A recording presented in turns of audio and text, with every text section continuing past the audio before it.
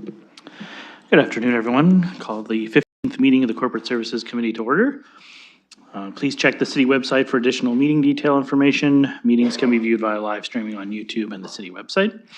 The City of London is situated on the traditional lands of the Anishinaabe, the Haudenosaunee, Lenawapak, and the Arawandran. We honor and respect the history, languages, and culture of the diverse Indigenous people who call this territory home. The City of London is currently home to many First Nations, Métis, and Inuit today. As representatives of the people of the City of London, we are grateful to have the opportunity to work and live in this territory. The City of London is committed to making every effort to provide alternative formats and communication supports for meetings upon request. To make a meeting specific to make a request specific to this meeting, please contact csc@london.ca or 519-661-2489, extension 2425. I will look for any disclosures of pecuniary interest. Okay, seeing none, we are on to our consent items.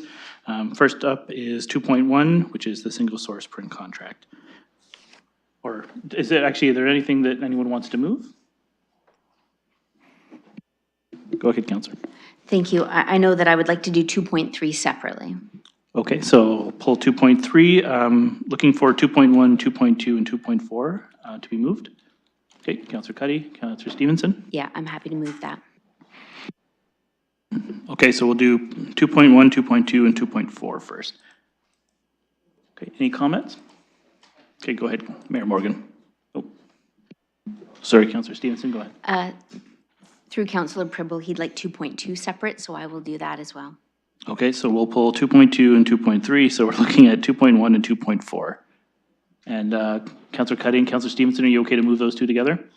Okay, so we're just on 2.1 and 2.4 right now. Any questions or comments? Okay, go ahead, Councillor Stevenson.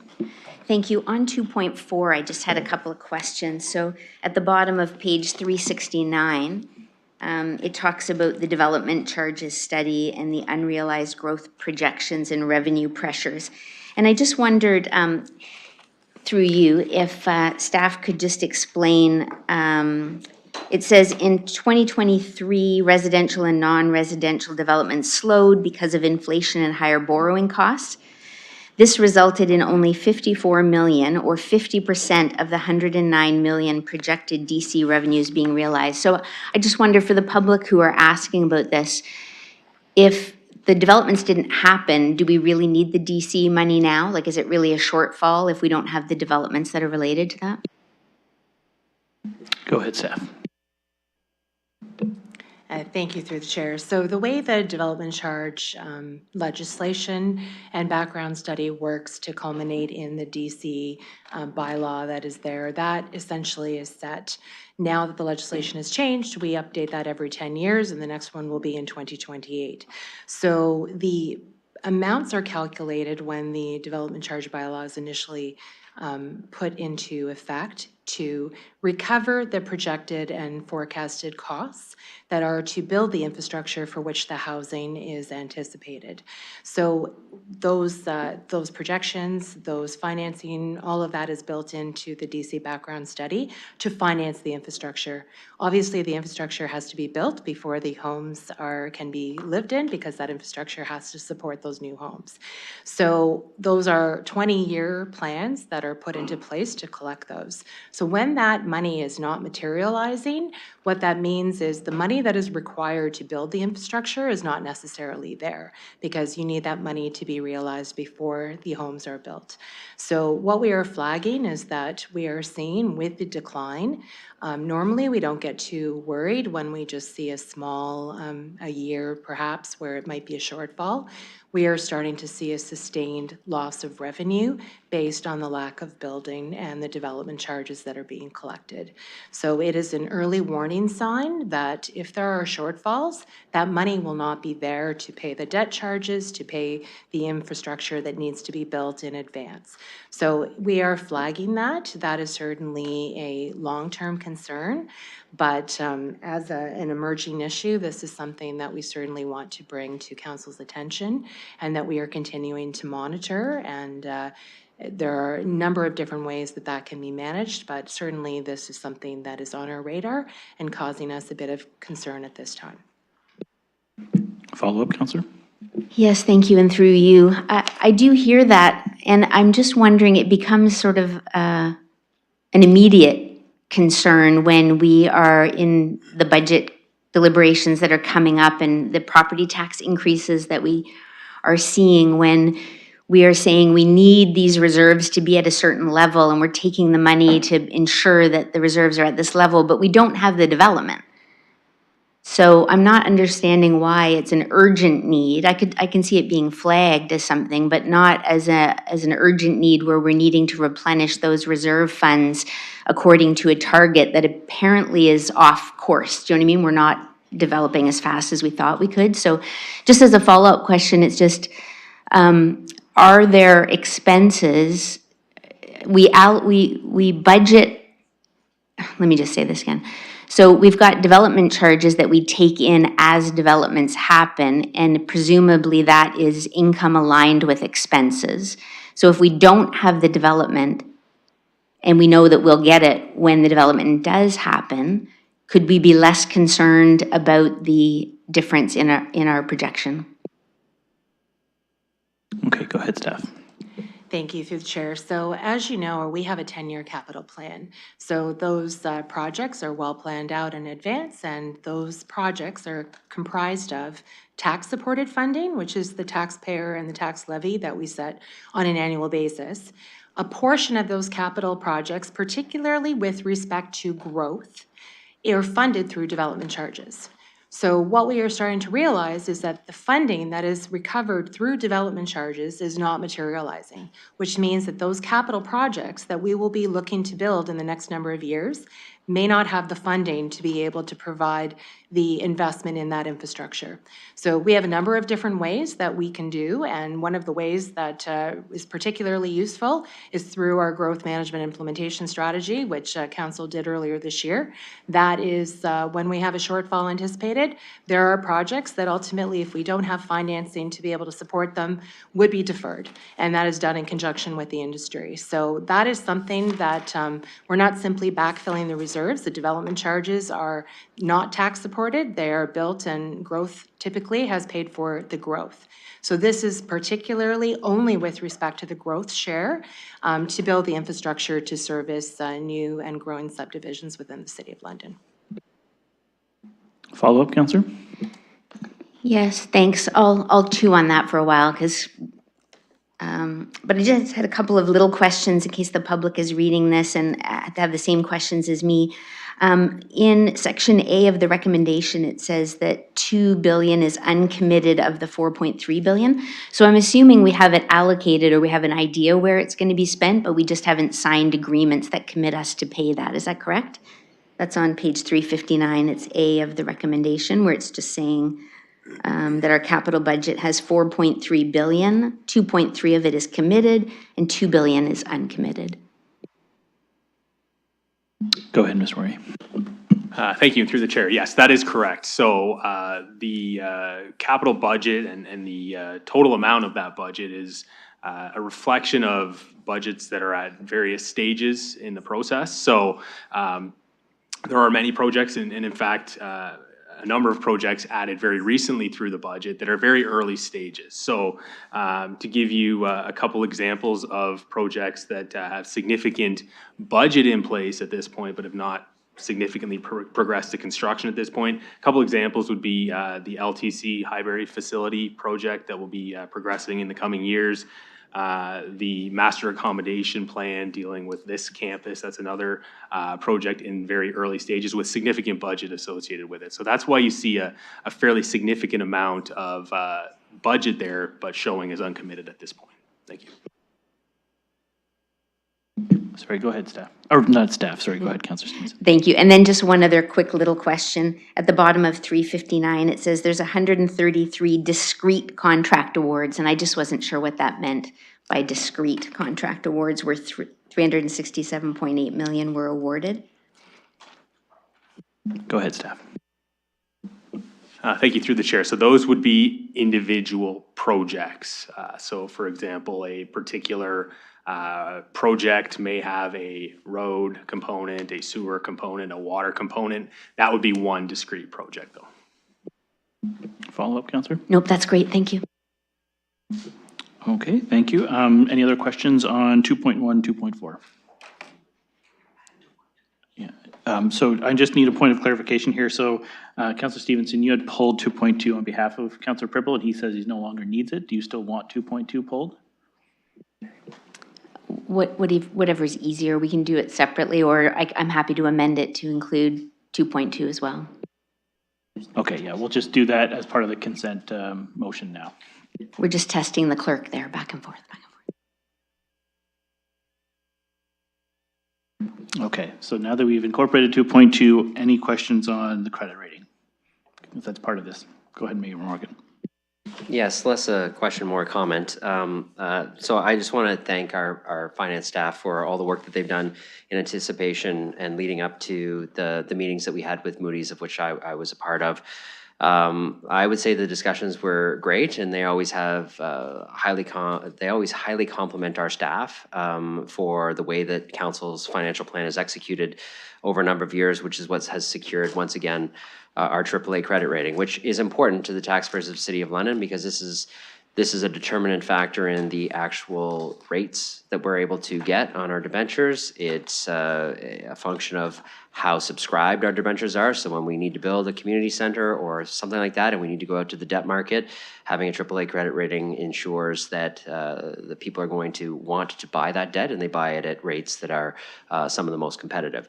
I would highlight to colleagues that the credit rating outlook is stable, but there are some risks there, and there are some specific things that come up in the discussions with Moody's on a regular basis.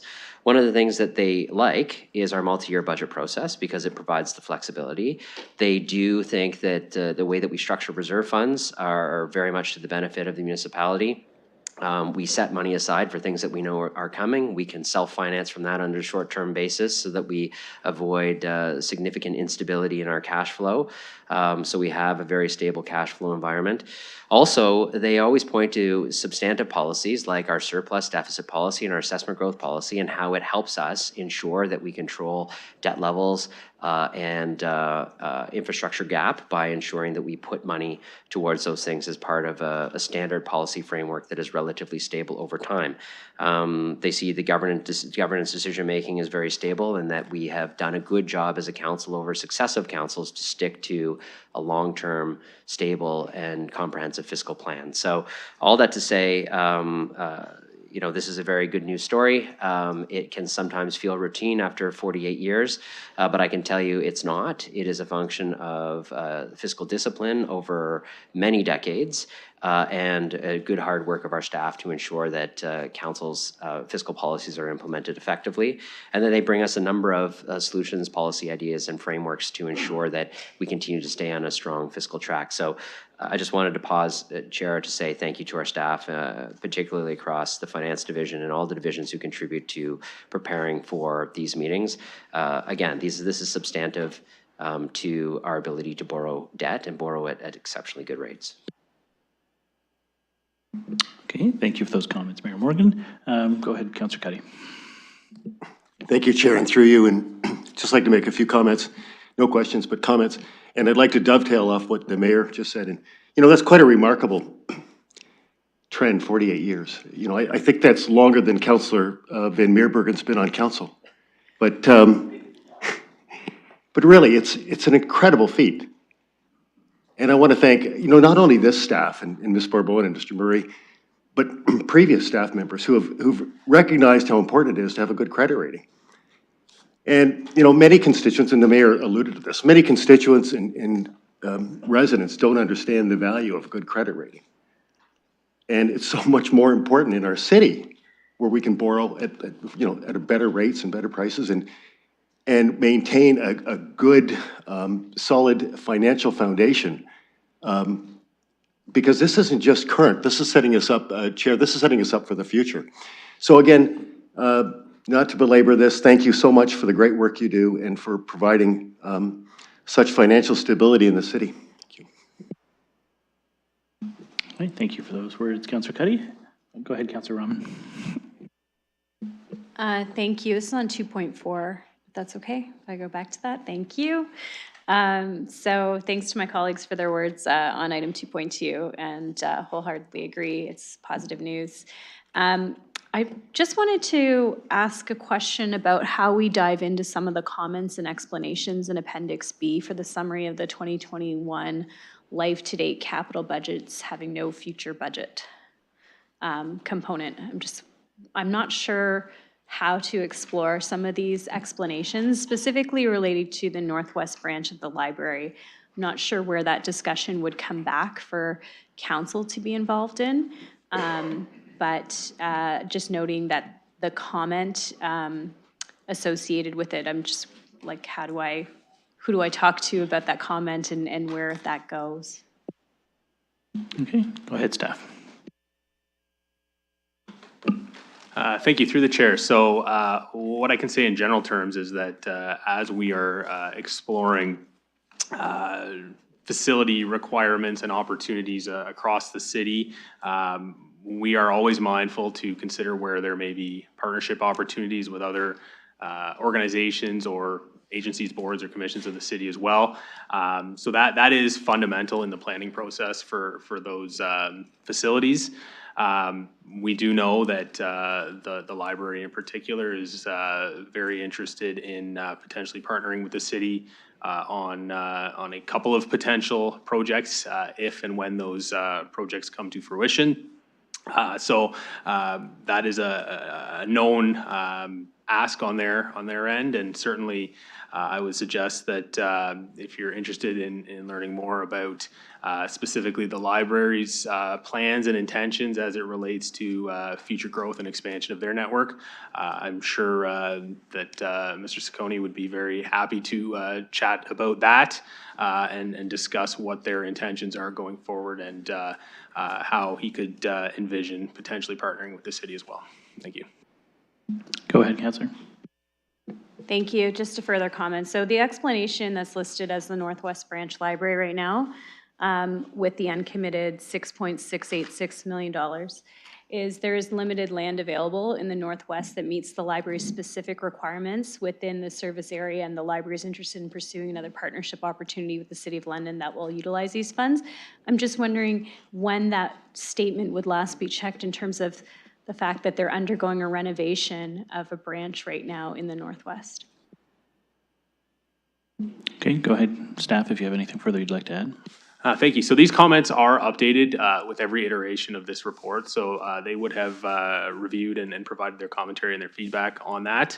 I do know that, and perhaps Ms. Smith could also comment on this, but I do know that as we explore potential opportunities for other city facilities in the Northwest, we are similarly challenged by availability of land. That is a challenge that we as the city are dealing with as well. So it's a common shared challenge, but they do regularly review and update these explanations and provide any pertinent updates that may be available at that time.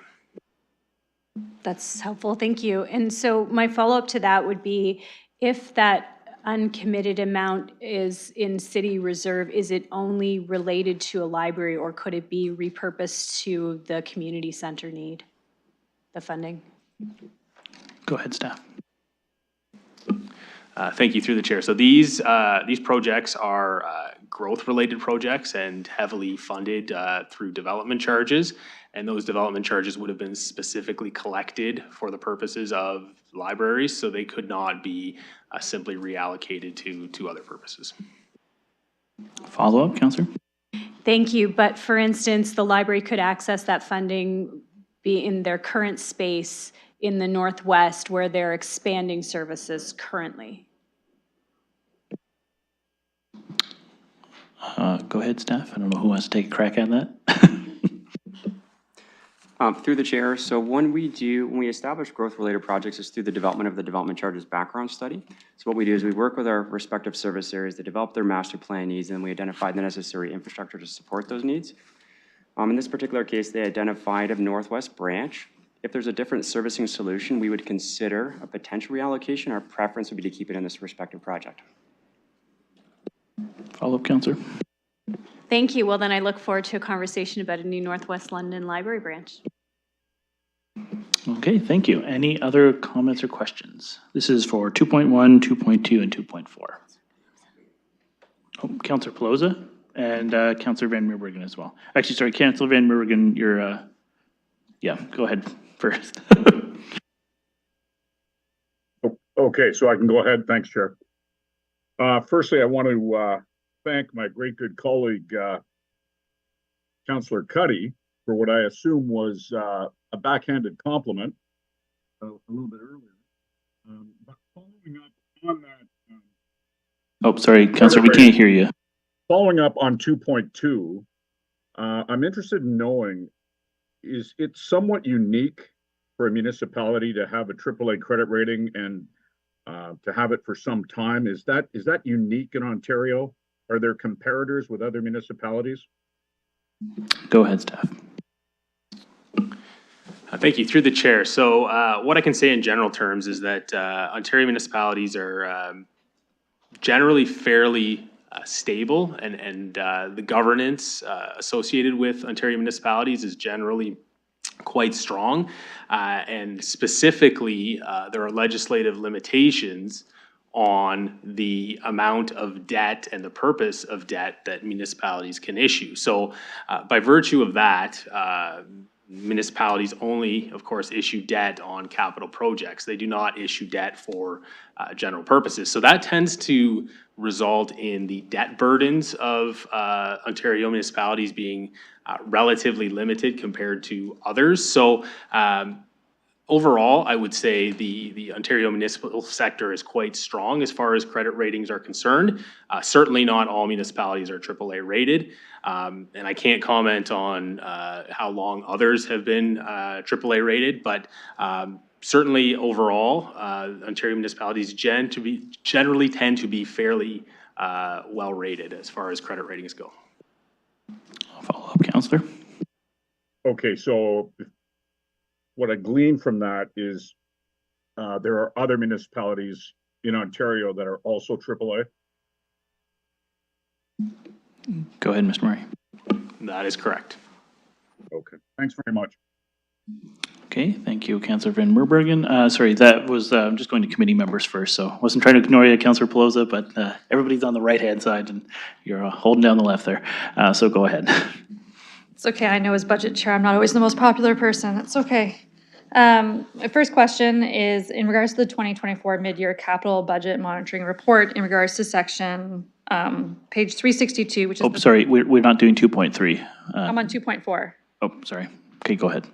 In regards to page 362, which is the bus purchase replacement, realizing the buses have increased for an additional 1.3 million, but they had money due to delayed implementation of additional transit hours as approved in the multi-year budget.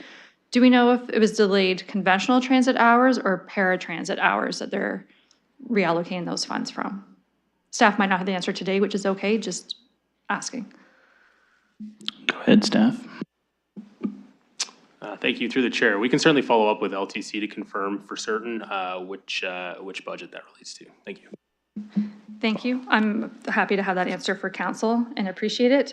My other comment is just a question through you, Mr. Chair, to staff in regards to London's AAA credit rating, which is great all these years, 48 and still going. That as we do the annual mayor's budget updates, our mid-year monitoring and updates, what is the importance that should we have not had fiscal prudence and reserve funds and adequate planning? What happens if we should happen, the day ever comes, not on my watch, but the day comes and we lose the AAA credit rating? What would that do to our debt financing, our ability to cover costs and the potentially increase in costs to Londoners? Go ahead, staff. Thank you. Through the chair. So there are, I would say, two primary implications to that. First and foremost, debt becomes more costly. It becomes more expensive for us to borrow. That would in turn then increase our debt servicing costs, which fundamentally would have an impact on property taxes and the amount we need to collect to service that debt. So that is the first point. The second point is our ability to access financing and actually issue that debt. There are some investors who have certain limitations on minimum credit ratings, for example, that they are able to invest in. So any downgrades may impact the pool of potential investors who are interested in purchasing our debt. Thank you. Follow-up, Counselor? No, all good? Okay, so I'm not, oh, go ahead, Counselor Stevenson. Thank you. I just have had about 3 minutes left, so go Okay, ahead. I just had a couple more questions on page 392, so that's Schedule B of the capital budget. And at the top of it, it talks about the public transit stream, so that's our rapid transit program. And I can see we approved the 174 million in the multi-year budget. And I see it coming, I think what I see is it coming off the project value. So does that mean that the total estimate for the rapid transit that we have right now is the 548.9 million? Go ahead, staff. Thank you, through the chair. No, the 548 million is the total of all of those 10 projects. So numbers 1 through 10 that are listed there in the table. It is only the top 3 projects, numbers 1, 2, and 3 that relate to the rapid transit program. And the updated total project values for each of those are the figures listed in brackets. Follow-up, Counselor? Yes, okay, so thank you, but it still looks like it's close to 500 million. Is that correct? Go ahead, staff.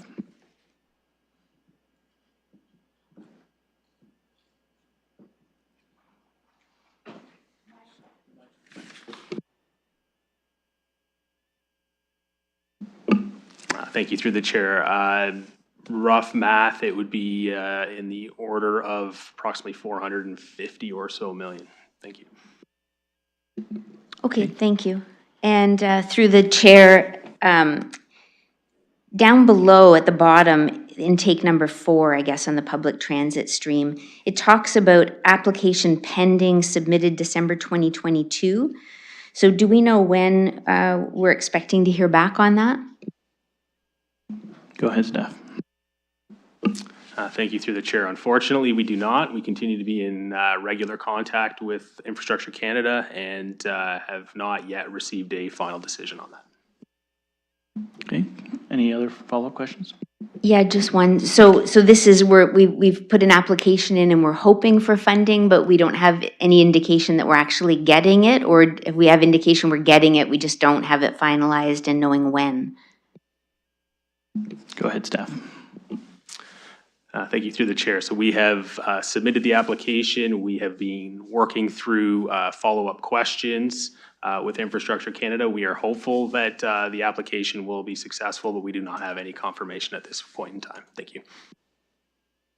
Any more questions? Yeah, I guess that's got to be really patient, eh? That's a 3-year wait with still no certainty, so we'll hope for good news. Thanks. Okay, looking for any other questions or comments on 2.1, 2.2, and 2.4? Okay, we're not seeing any, so we'll open that for voting.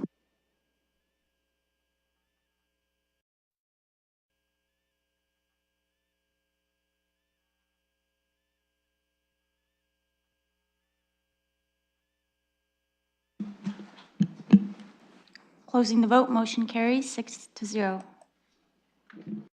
Okay, so we are at the scheduled items. We don't have any, so for items for direction, we'll go back to 2.3, which I know a number of councilors had questions on, so we'll put 2.3 out there. Can I get a mover and a seconder for that? Councilor Cuddy, Councilor Rahman, okay, so that is moved, and looking for questions or comments. Okay, go ahead, Councilor Stevenson.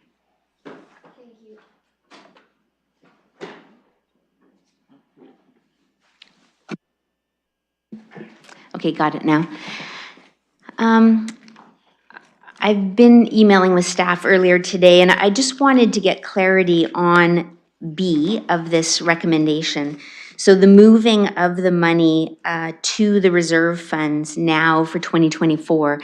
We did 2023 in April of 2024, and I'm just wondering why we're doing this mid-year rather than waiting until the to the end. Go ahead, staff. Thank you, through the chair. So at mid-year in 2023, there was, as part of the mid-year monitoring report, an emerging issue that highlighted that this was a concern and that we were tracking and following and monitoring it.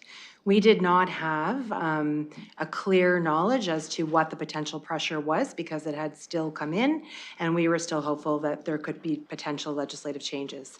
So at this time, we know that there is a significant pressure that cannot wait until the end of the year and needs to be a plan put forward to be able to address.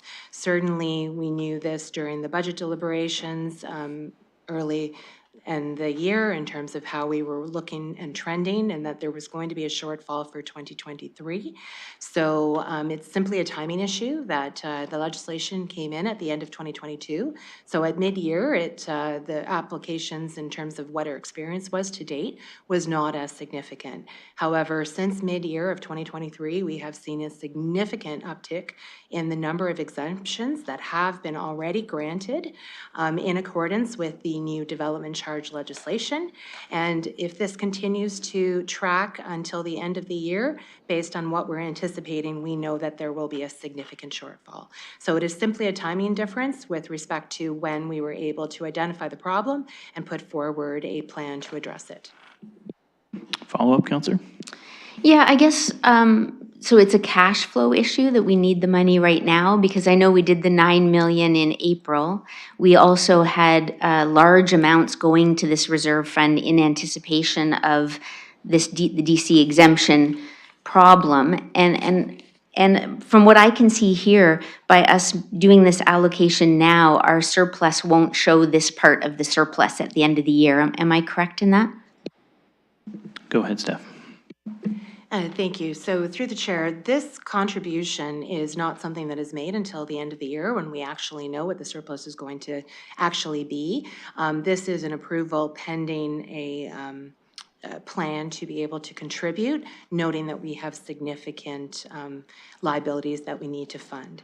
So as we had spoken earlier with respect to the capital monitoring portion, not only are we seeing significant exemptions, we're also seeing significant development charge amounts that are collected significantly below what was anticipated. So what this all adds up to be is that there are significant shortfalls in the capital projects that we are anticipating at this time.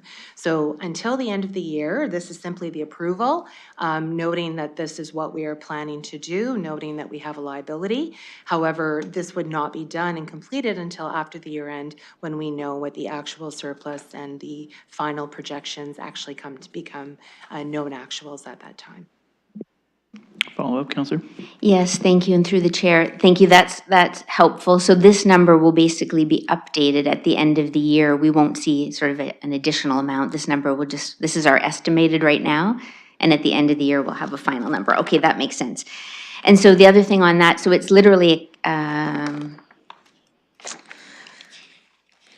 okay, that makes sense. So the other part is, on page 351, where we talk about the contingency reserves and this shortfall that we have, where does the 23 million that we just got from the provincial government for infrastructure tie into here? Does that alleviate some of this pressure?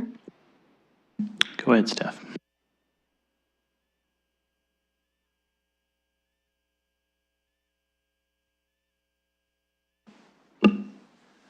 Thank you, through the chair. So the recent announcement relates to a wastewater project in the core. That is funding that was originally intended to be rate supported funding or funding from the Sewage Works Reserve Fund. With the announcement of this additional funding that we will be receiving, that will allow us to free up some capacity in that reserve fund that will help to mitigate the challenges and the pressures that we're seeing in that Sewage Works Reserve Fund. in the short term that we anticipate that reserve fund to be under some pressure. It does recover as we look out into the future, but it is certainly a welcome short-term reprieve because we, as we have noted in this report, there are significant DC exemptions and discounts related to wastewater. Wastewater is not projecting a significant surplus that could potentially be used to offset those. The wastewater budget contingency reserve unfortunately does not have a significant amount of funding either. So we're fortunate then that the Sewage Works Reserve Fund, which is kind of the main wastewater reserve fund, will have some capacity freed up to help us manage this pressure in the short term so that we can then develop a plan to address the challenge longer term. Thank you. Follow-up, Councillor? Yes, thank you. So in receiving this funding, is it separate from the DC exemption issue? Or like, is the province saying that this is to help offset that? Or is this something totally separate? And do we have an update on if we are going to be getting anything from the government to make us whole? Go ahead, staff. Thank you, through the chair. So that funding that we are receiving is specifically tied to a particular capital project here in the core. It is completely separate from the issue of DC exemptions and discounts. On the matter of whether we've received any updates from the province, the answer is no. We have received no indication that there will be any funding provided to make us whole for those exemptions and discounts that we are experiencing and incurring. Follow-up, Councillor? I'll take a pause here. Thanks. Okay, Mayor Morgan, I got next on the list. Go ahead. Yes, thank you. So I'm supportive of the resolution, but I'm going to pick up where Councillor Stevenson left off, and that's on the DC fund components. So the reason why our staff are bringing this with some level of urgency is because under the legislation, despite the fact that the province has put forward statutory exemptions, which are being utilized quite heavily and on an upward sloping trend within the City of London, there is no money to backfill those. And the DC legislation basically doesn't allow us to underfund the DC fund to account for those. So we actually have to fill the hole with something. The colleagues will remember this discussion during the budget debate where was about a $3.2 million amount that we were debating whether or not to include in the budget, which is actually part of our way to actually put some property tax money behind filling this hole to a certain degree. Now, 3.2 million ramping up to about 5 over the course of the multi-year budget is not enough to even come close to covering the 28 million hole that we see this year. So this is a small piece of the amount.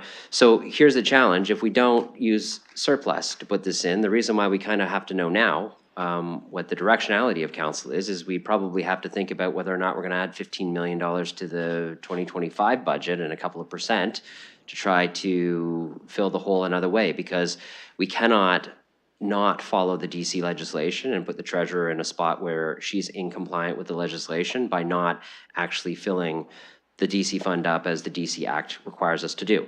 Now, you don't have to like that, but that's the reality of the situation. But here's the challenge that we have.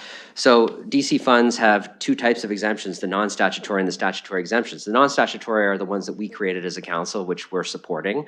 Those are our CIP incentive programs, and those sorts of components that we have choice on, and we've decided to incentivize development downtown, Old East Village, some industrial development, that sort of thing. We can make different decisions on those if we like, but those in 2021 were about 1.7 million. By 2023, they were up to about 5.5 million, which is not a bad thing, because you would hope that if you put an incentive program, people are going to utilize it, you're actually going to have draws on it, and you're going to see that happen.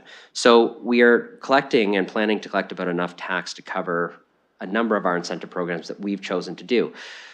Where we don't have enough budget is on the statutory exemptions that the province puts in place. And these are a combination of recent ones within Bill 23 and other legislation and long-standing statutory exemptions where we see more of a draw on than we have in previous years. For example, schools and school boards don't have to pay DCs, but the fund still needs to be funded, and so we do that through property taxes. Whereas in 2021, that would have only been about $77,000. By 2024, not even all the way through the year, it was up 4.5 million. It's because we're building more schools, which you would make sense in a growing city. Universities also have exemptions for DCs.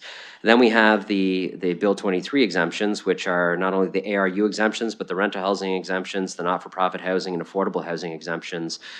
And the rental housing exemption is the one that is escalating, I think, the quickest, and it should be the most concerning, because we know we need to build a lot of rental housing in the City of London. It's one of the affordable components of housing, but the DC exemptions associated with that are going to continue to put pressure on us on the property tax side of things, or through not having access to surpluses in another way to actually fill the DC fund up. So whereas the non-statutory exemptions in 2021 were about 3.1 million, by 2023, there were 17. And you can see that the pressure in the staff report is 28 million this particular year that is projected, although we haven't finalized it. So this is like an unsustainable problem that we have, right? Because the only way to really solve this is, one, for the province to actually backfill the DC exemptions and provide us with some support, the whole making us whole piece, not just for maybe the Bill 23 pieces, but perhaps the other exemptions that have been longstanding, maybe not as well utilized, but are accelerating over time now and becoming more of a problem in a fast-growing city. The other piece is we stop doing some of these things. Like we stop building schools, we stop building affordable housing, not-for-profit housing, rental housing, which doesn't seem sustainable as well. The other pieces, and I know Councillor Stephen raised this in the capital side, is the water and wastewater components of these exemptions are also important, and our ability within the DC fund to actually fund, say, a stormwater management pond at the front end of a development so that we can build more housing. You know, that money being available in the DC fund is actually critically important. So even if we could underfund the DC fund, even if the legislation allowed us to do that, would we actually want to in a way where, you know, we know we need the infrastructure to actually grow, create the growth that we need in the city. So to me, this is the most significant emerging financial issue that we have to find a pathway to deal with this, because the development in these areas aren't going away in a fast-growing city. The pressure on the property taxes is only going to go up unless we have an avenue to seek relief from the provincial governments. And colleagues who were there at AMO know that this was the main component of the meeting with Minister Calandra, flagging for him the challenges that we're starting to see in DC funds, and I continue to have ongoing dialogue with him. As one of the cities that became a fast-growing city really early on, I think I would describe us as a bit of the tip of the spear on seeing these pressures within the DC fund that other municipalities and my colleagues and other mayors in other cities are actually now seeing as well, and facing the same sort of pressure that we are. I know the treasurer and her Municipal Finance Officers Association are also talking about the pressure that is seen and how different municipalities are handling it. But for the most part, people are having to backfill this for property taxes. That's how they're handling it. In some cases, like where we have the good fortune this year of having a surplus, others are being able to fill it up with other pieces. But that is a temporary solution to what is, I think, a more systemic problem, because I just don't see the growth stopping anytime soon, which means it's not like we have to fill this hole one time, which we can do this year. We've got to find a pathway to filling it on an ongoing basis if the province isn't going to come through and actually backfill these DC exemptions with actual dollars to fill the DC fund up as the legislation requires. Again, another pathway could be they could make an exemption for us to underfund the DC fund, but that will create other problems. And that's where maybe the provincial government wants to fund infrastructure a different way. And we can have this conversation about the way municipalities are financed.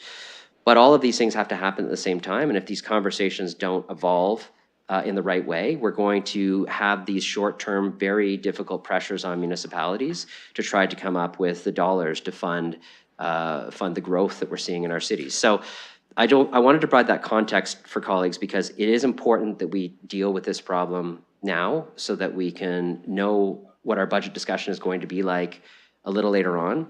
But that does not stop the advocacy piece on raising the importance, as we already have at AMO, and I will continue to do through AMO and Ontario Big City Mayors. And this is an issue that we have on upcoming agendas to talk about how we want to approach the advocacy, particularly on the DC statutory exemption side of things, to try to move beyond just the general, you need to make us whole argument, and say these are actually some real significant issues that we are aligned in our priorities on. We both want to grow and build more housing in this province. But we got to do it in a way that doesn't put an unnecessary burden on property taxpayers, and that means we need a solution to this challenge in the short to medium term. And I expect to do that in partnership with the province and continue the discussions with Minister Calandra. But I wanted to provide that context for colleagues today so you understand why this is an important piece for us to consider now and know the directionality on it. But it certainly doesn't let anybody off the hook for saying this isn't a sustainable problem and we need this is an unsustainable problem and we need a solution to it.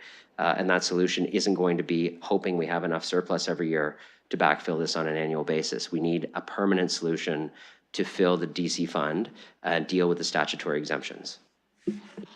Okay, thank you, Mayor, for those comments. Gave you a little bit of extra time there just to wrap up your thoughts. Looking at Councillor Purple, I think you were next. Go ahead. Thank you, and thank you to both of my colleagues because some of the questions were already answered, but through the chair to the staff. So if I look at this year's report, the property tax supported budget projected to be balanced at the end of the year. So if I look at the B, I would imagine actually the B and compared to page 349, not all the initiatives are listed there. But my question is this. So from now on, if we take these under consideration, from now on, we are not projecting any additional surplus at the end of the year, because I know last year we did project 18 and we ended up being 28 million.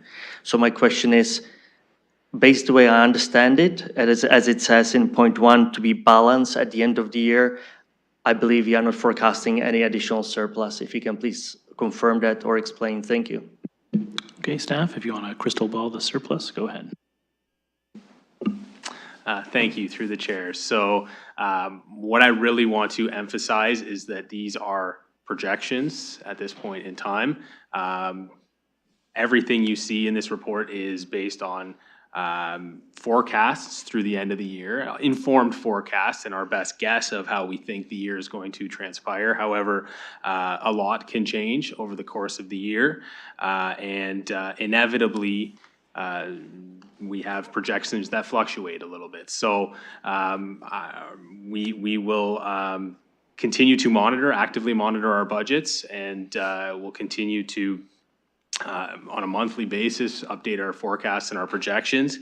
However, inevitably, actual results do vary from what we forecast. So this is our best estimate at this point in time. However, again, they are projections at a point in time. Thank you.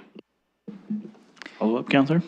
And follow up, one thing is that I'm trying to get a kind of a clear understanding is that when I compare last year and this year, and actually Mayor just said that we need to deal with it now, but on the other hand, you are saying that we are not doing anything till the actually financial year end.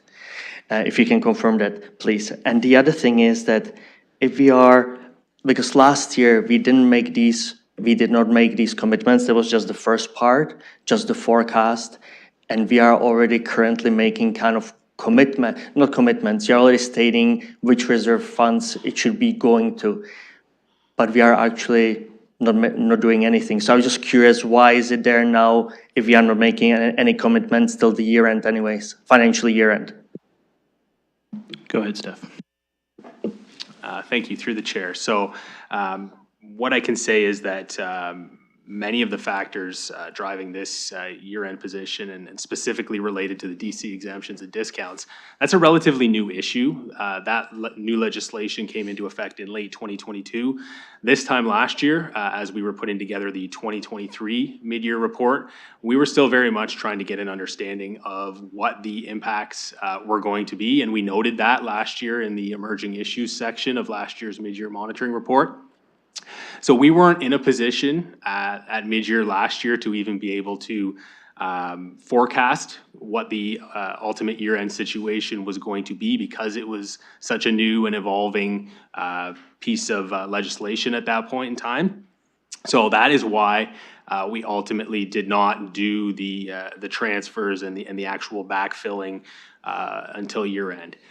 Similarly this year, as the treasurer has noted, we will not actually be doing the backfilling, the actual transfer, until the end of the year. However, we do know that this is an issue, and we are in a position this year where we think we can make a better informed guess as to what the impact will be for the full year. And so we felt like it was something that needed to be noted and flagged in this year's monitoring report and brought to the attention of council at this point. We know it's an issue that we simply can't ignore this year. Follow-up, Councillor. Okay, thank you for that answer. So if I go page 349, we actually are looking at currently forecasting $29 million surplus. And if I take point B, which I really take it currently only as your suggestion, because we are not making commitments, we are not making any transfers.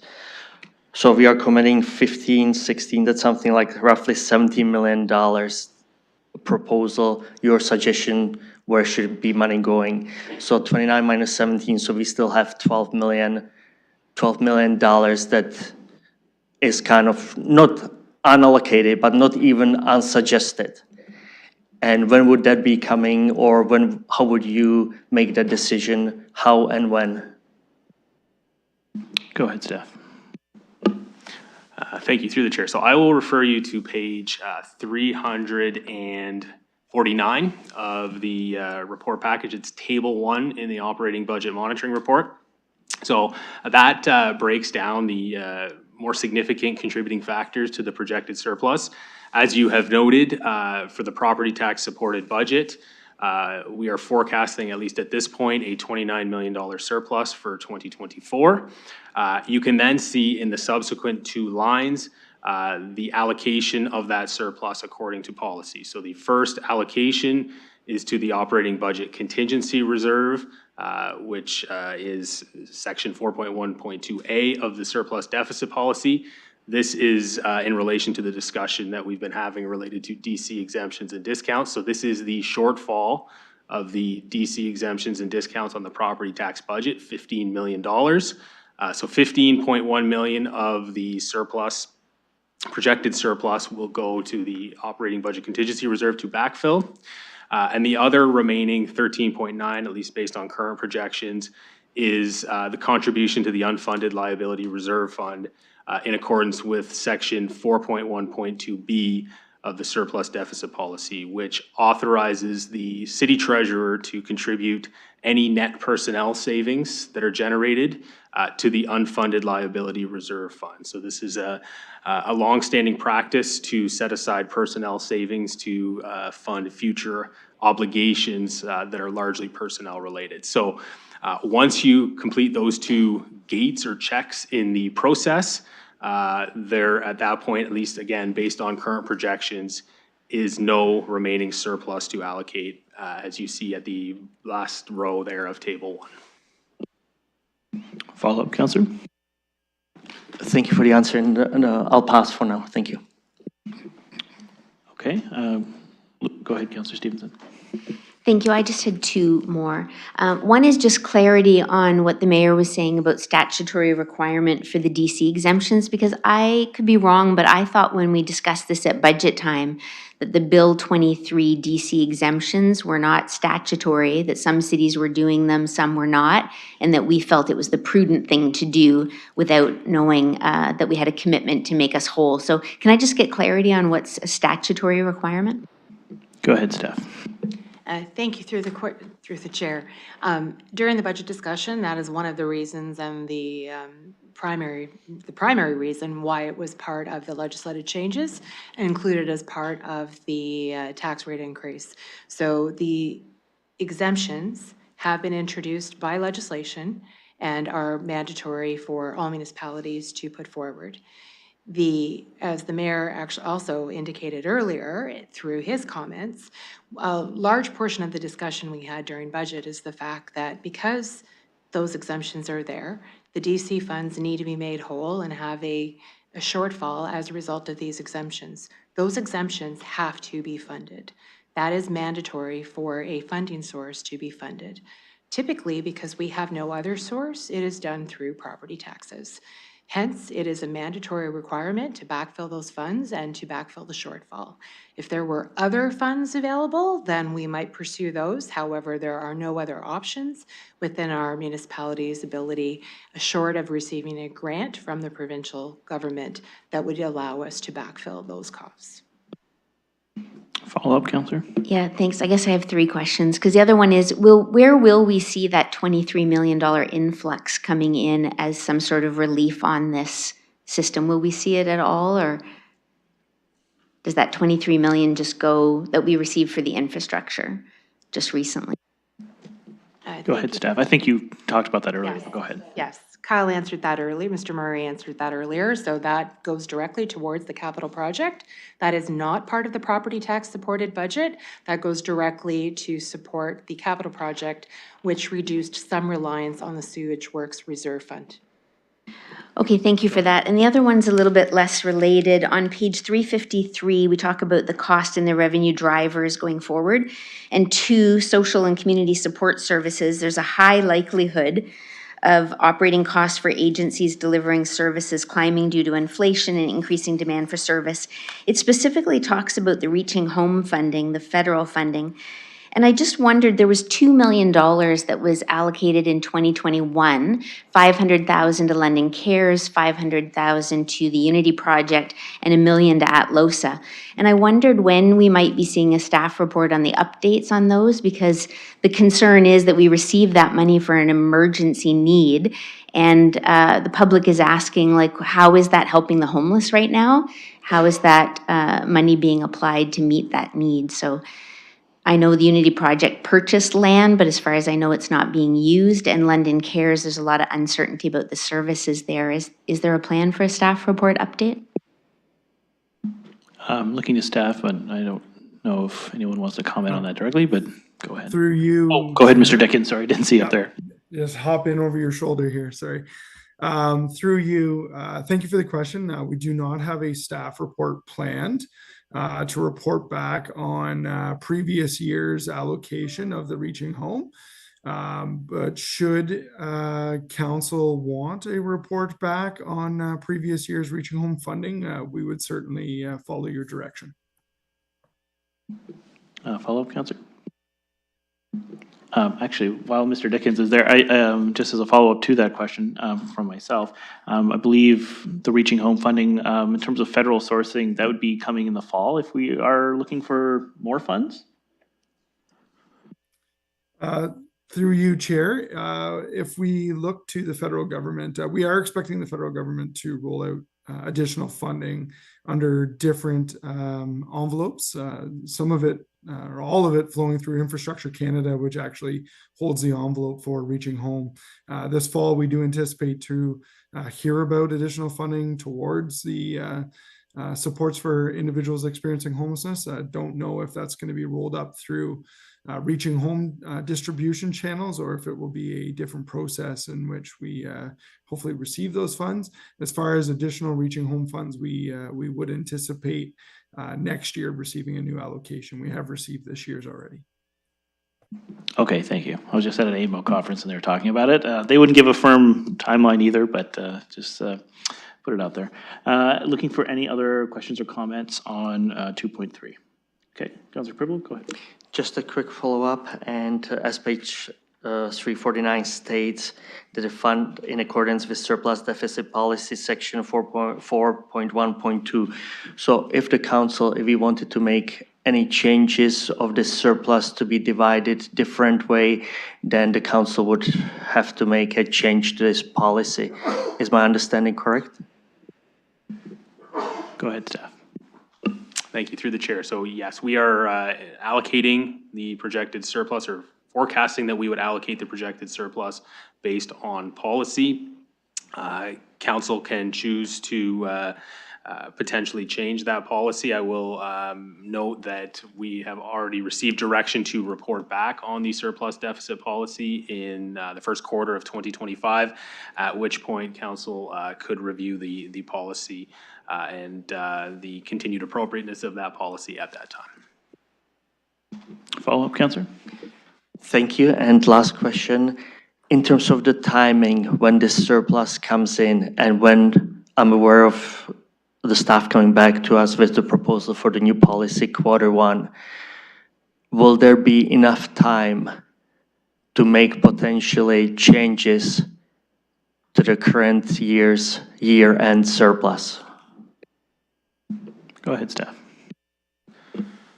Thank you, through the chair. So we generally report out on the final year-end surplus in April. So that will be the start of the second quarter. So we would envision that would be subsequent to the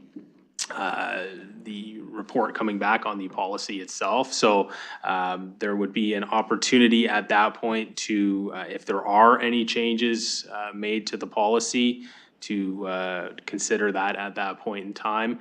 In the meantime, the surplus, until it is reported out, is simply parked in our operating budget contingency reserve pending that final report out on year-end positions. Follow-up, Councillor? Thank you very much. No more questions. Okay, okay, go ahead, Councillor Rahman. Thank you, and through you. I'm just wondering if you could provide, and doesn't have to be now, it can be for the next, for the council meeting, just the total between 2023 and 2024 of the DC contributions that are now not being received due to Bill 23. The total. Go ahead, staff, if you know it, or if you want to defer to council, go ahead. Through the chair, so if we look at just a ballpark estimate here, when we look at the actual total DC exemptions and discounts that were recorded in 2023, it was about 16 million. As of our best estimate or projections to this point in time for 2024, we're looking at 28. So that brings us to an approximate total of 42 million over the course of 2023 and 2024, noting that 2023 was funded. Follow-up, Councillor? Okay, thank you. And when you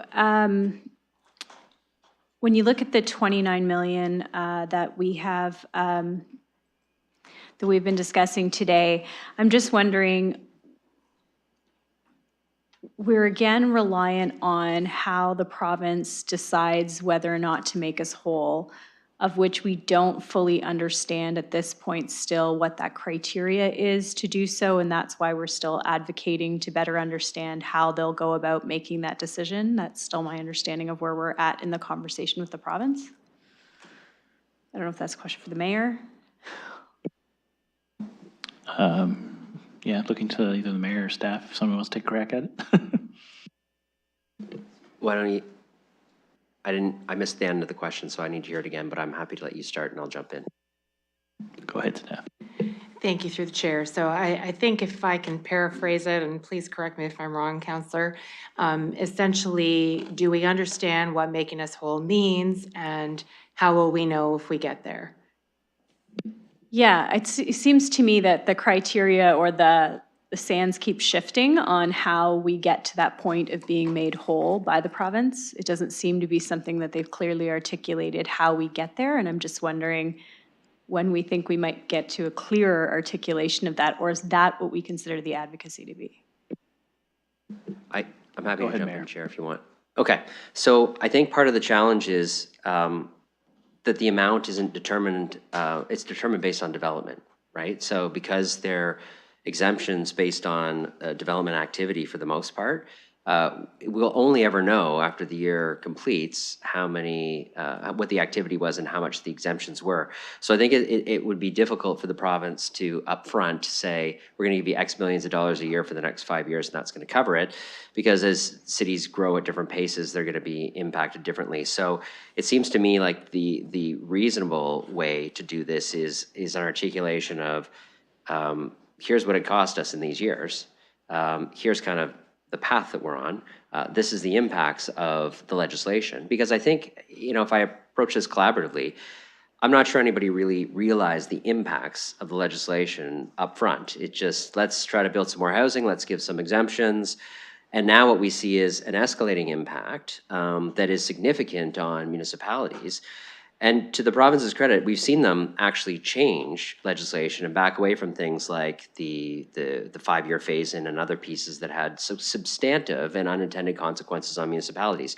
So the way that AMO and the mayors are approaching this is we need to gather data, and this is kind of the first year where I think we've got the 2023 and 2024 and can show kind of a trend line, and then go back and say, this is exactly what's happening in municipalities. This is the pressure you're putting on us. So making us whole looks like this in these 2 years, but these exemptions actually have like an upward trajectory if everybody wants to build as much housing as we all want to build, and as we expect interest rates come down and that activity to accelerate. If that activity isn't affordable housing or purpose-built rentals or schools or universities, then, well, we don't really have much of a problem, but we know it probably is, and that's probably the place where these things are targeted, because the incentives are meant to incentivize, and that's where the development is probably going to be. So the only thing I would add, if the chair would indulge me, I know the councillor asked a question of Mr. Sense about the Bill 23 exemptions. The numbers I used included both Bill 23 exemptions and long-standing statutory exemptions from the 1997 DC Act,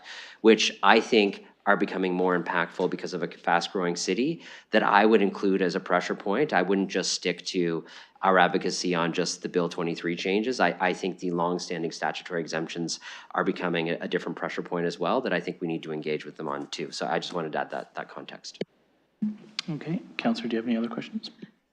Thank you. And yes, that's helpful, because when I see our advocacy, I see it related to Bill 23 and not those additional pressures. And I actually think we need probably not a different strategy, but we need a more forthcoming strategy about some of those additional pressures, being that we are kind of not just the trajectory of a fast-growing city, but we've been on that trajectory for some time. And so we know how those pressures are kind of adding up and compounding at this point. So again, trying to give people that are paying attention and getting ready to hear about our budget update, some perspective on some of the pressures and changes that we're facing. If we were to, instead of use surplus and use reserve, and we were instead to not approve this, I'm not saying we don't, I'm saying, but if we weren't, and we said instead this becomes a pressure on the budget update, what kind of a pressure would it be? I know we say like 7 million's like 1 point, so. Go ahead, Steph. I know, Mayor, you said you wanted a final, okay. Yeah. Okay, go ahead, Mr. Murray. Thank you, through the chair. So just based on the shortfall on the property tax budget for 2024, the projected shortfall, we're in the ballpark of approximately $15 million. Each 1% is roughly $8 million, so you are almost 2% of pressure at $15 million. Okay. Mayor, did you want to add something to Councillor Rahman's previous point? Go ahead. Yeah, I just, to support Councillor Rahman, I know that previously council has spoken about advocacy on Bill 23. I want you to know our advocacy at AMO was focused on my advocacy was focused on all of the statutory requirements. I completely agree with you. It's also an issue that I've raised with other mayors to say we need to start talking beyond just the Bill 23 impacts, but for those fast-growing cities that are seeing other statutory impacts, these are discounts that the province has said we reasonably should be providing these for these reasons. The challenge is someone's got to pay them under the legislation, and that ends up being us because there's no other real way to fill the fund. So, so just so you know, my advocacy approach is the whole thing. I'm not going to leave pieces on the table that are escalating, and I intend on ensuring that my colleagues at OBCM consider this as a wider direction than maybe AMO has gone with in the past on just Bill 23 changes. Okay, Councillor Rahman, any further questions? Yes, thank you. I have a ward meeting coming up. Would love a bit more of a briefing note on how we can look at these topics differently from an advocacy perspective, because I think the public needs to understand that we're making fiscal decisions to help lower the impact to them through these kinds of conversations now. And at the time of the budget update, there will be other conversations about some of the decisions we are making, but that this one kind of preempts that discussion, I think is important for people to understand. And had we not, or if we do not make this decision now, it will add additional pressures and potential costs to them in the form of more tax increases. Okay, thank you for that. Okay, I think I had Councillor Preble first and then Councillor Stevenson. Go ahead. Thank you, Mr. Chair, to the staff. When we were talking about the budget and the financial pressures due to the more homes built faster, we were talking about potentially up to $100 million. This was before when we were entering the budget, when we were going through the budget. I just heard an amount, which I heard actually before as well. We are looking at $42 million. Is there any, when we talked about the $100 million, was it forecasted, budgeted anywhere, and now that we are coming lower, is there any upside potentially? Go ahead, staff. Through the chair, so when we initially made that estimate of $100 million, we were saying $100 million plus, because when the legislation first came out, it was very difficult to understand the full magnitude based on the types of permits that were coming in. There was also a number of financial pressures that were related to non-exemptions and discounts, two of which were actually rolled back with the most recent legislative changes. So the 5-year commitment to phase-in DCs is now gone, as well as the tracking of DC eligible capital costs for studies is now a reinstated cost. Those had an estimated impact of approximately $45 million over a 5-year period. So what we're noticing now is obviously the exemptions and discounts are having a larger financial impact than we initially thought. Follow-up, Councillor? Not right now, thank you. Go ahead, Councillor Stevenson. Thank you. Just a last question on the DCs, and then I've got another question. So the way we're handling the DC exemptions now, is it the same way that we did it before with the pre-Bill 23 exemptions? We had to backfill those as well? Go ahead, staff. Thank you, through the chair. So the pre-Bill 23 statutory exemptions were primarily non-statutory exemptions, as in exemptions that council had put forward. So those had budgets associated with them. The large significant increase in statutory exemptions came into effect at the very end of 2022. So this is a very recent and new problem with the changes that occurred with the DC legislation changes that have been recently implemented. Thank you for that. Yes, and through the chair, I just had a question or a couple of questions on the 2024 projected year-end financial summary. So on page 357, we've got the Middlesex London Health Unit showing a projected deficit of $302,000.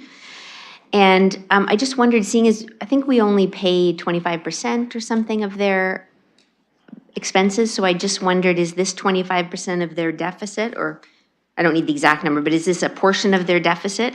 And what happens to that if that's true? Because I remember last year we let them keep about $500,000 of surplus. So I just wondered what happens when there's a deficit. Go ahead, staff. Thank you, through the chair. So these figures that you do see there in Appendix 1 and specifically related to the Middlesex London Health Unit, that is specifically the city's share of the deficit or the forecasted deficit for the year. I think the important thing to reiterate is, again, these are projections, and all organizations who are currently forecasting a deficit are going to continue working to mitigate that and manage that such that that deficit does not materialize. I'll also note too that some agencies, boards, and commissions do have their own reserves that they manage on their ends, i.e. It's not something that the city manages on their behalf, but some of them do have their own reserves that they can utilize to mitigate any operational deficits at the end of the year, should those materialize. Follow up? Yeah, so I guess, is that confirming then that it will not be a negative impact? Like we won't be absorbing their deficit? I just want to confirm that. Go ahead, staff. Thank you, through the chair. I think it's too early to know, and I think that is all subject to how the rest of the year plays out, where their budget position ultimately comes in, and ultimately then how much they are able to absorb in their reserve at the direction of their board, if they are so able to. Follow? Thank you. So just to follow up, are we obligated to cover our portion of their deficit, or do we have a say yes or no that we will fund it or not? Go ahead, staff. Specifically, and through the chair, specifically as it relates to the Board of Health, that would be a specific legislative requirement in that particular case that we fund any shortfall that they would have. Okay, thank you. So given the fact that we knew they were anticipating a deficit, I really am glad that I voted no to letting them keep their surplus. And then the other question is, under financial management, there's almost a $15 million projected surplus. And I know we had a lot of large amounts for financial management in the multi-year budget. Just wondered if this is a timing thing or if there's some explanation for the large amount. Go ahead, staff. Thank you, through the chair. The bulk of that financial management surplus is in fact the surplus that we're projecting in our investment income and investment revenues for this year. So we're projecting upwards of $10 million of surplus in our investment revenues for this year. That is something that we're fortunate to be in that position. And as we look ahead to the 2025 budget update, we are in the process of reviewing our estimates for 2025 and future years as it relates to our investment revenues. Thank you. Okay, any other questions? Yeah, okay, thank you for that. That makes perfect sense, and happy to have that on the, showing up on here. So the last question is, we're projecting a $4 million surplus in social and community support services. Given the pressures that we have in terms of our homelessness response, is that different buckets, and so we're not able to offset that? Staff, go ahead. Thank you, through the chair. I'll start, and if Mr. Dickens wants to jump in, he certainly can as well. In general terms, what I can say is that is a mix of different buckets and different services within that grouping. That grouping encompasses Ontario Works, it encompasses housing stability services, it encompasses children's services as well. So there's a mix of different services that make up that service grouping. Okay, anything to add, Mr. Dickens, or you good with that?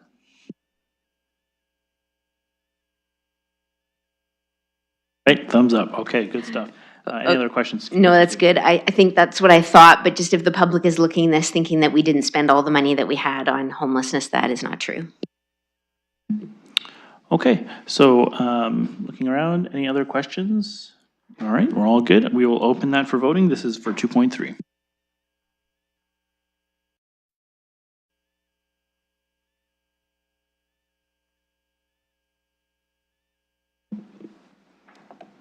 Closing the vote, motion carries 6-0. Okay, that concludes items for direction. We don't have any deferred matters. We do have 2 items for confidential, so I'll look for a motion to go into closed session. Councillor Cuddy, Councillor Rahman. Okay, thank you. We'll open that for voting. I logged out. I'm in favor, though. Closing the vote, motion carries 6-0.